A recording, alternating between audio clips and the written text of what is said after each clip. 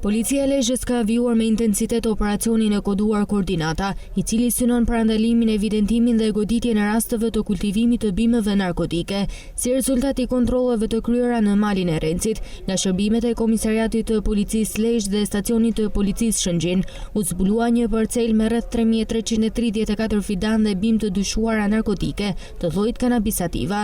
Gjatë ndërhyrjes u arrestua në flagrant Sergio Bregna, 30 vjeç, banues në Velipoj, Shkodër. Ai rezulton personi shpallur më parë në kërkim nga dega vendore e policisë Shkodër për veprën penale, plagosje e lehtë me dashje.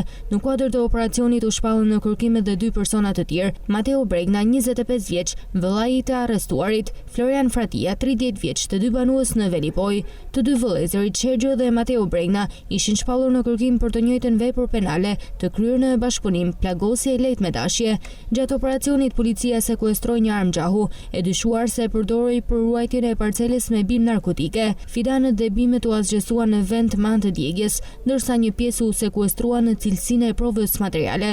Ndërkohë, policia e Lezhës vjen për kapjen e personave në kërkim dhe për dokumentimin e plotë të kësaj veprimtarie kriminale.